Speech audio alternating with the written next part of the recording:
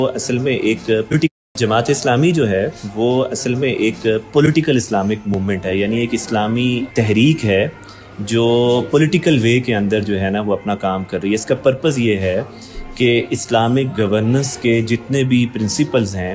ان کی بیس کے اوپر اسٹیٹ کو جو ہے وہ رن کیا جائے۔ اس کا تعلق کسی فرقے سے نہیں ہے، جیسے ہمارے ہاں یہ ہوتا ہے کہ کوئی سیکٹس ہوتے ہیں، کوئی دیوبندی ہے، کوئی بریلوی ہے، کوئی شیعہ ہے، کوئی سنی ہے، کوئی اہل حدیث ہے۔ جماعت اسلامی کسی سیکٹیرین سکول آف تھاٹ کو ریپرزینٹ نہیں کرتی ہے، بلکہ جماعت اسلامی یہ سمجھتی ہے کہ جو اسٹیٹ کا نظام ہے، یعنی ریاست کا جو نظام ہے، وہ اسلامک پرنسپلز کے ساتھ جو ہے وہ چلنا چاہیے۔ اب اسلامک پرنسپل ہمارے کانسٹیٹیوشن کے اندر ڈیفائنڈ ہیں، اس میں کوئی کسی کا اختلاف نہیں ہے، کنسنسس موجود ہے کہ اسٹیٹ لیول کے اوپر کون کون سی چیزیں جو ہیں وہ ہو سکتی ہیں۔ جبکہ اس کے مقابلے میں پاکستان میں جو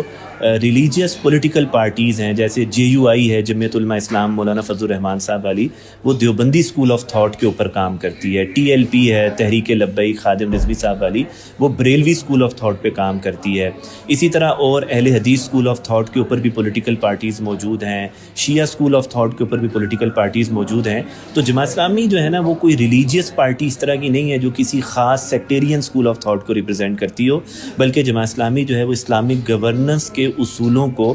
ریاست کے اوپر امپلیمنٹ کروانے کے لیے ایک پولیٹیکل اور ڈیموکریٹک وے کے اندر جو ہے وہ پاکستان میں کام کر رہی ہے۔ جماعت اسلامی جو ہے وہ اصل میں ایک پولیٹیکل اسلامک موومنٹ ہے، یعنی ایک اسلامی تحریک ہے جو پولیٹیکل وے کے اندر جو ہے نا وہ اپنا کام کر رہی ہے۔ اس کا پرپز یہ ہے کہ اسلامک گورننس کے جتنے بھی پرنسپلز ہیں ان کی بیس کے اوپر اسٹیٹ کو جو ہے وہ رن کیا جائے۔ اس کا تعلق کسی فرقے سے نہیں ہے، جیسے ہمارے ہاں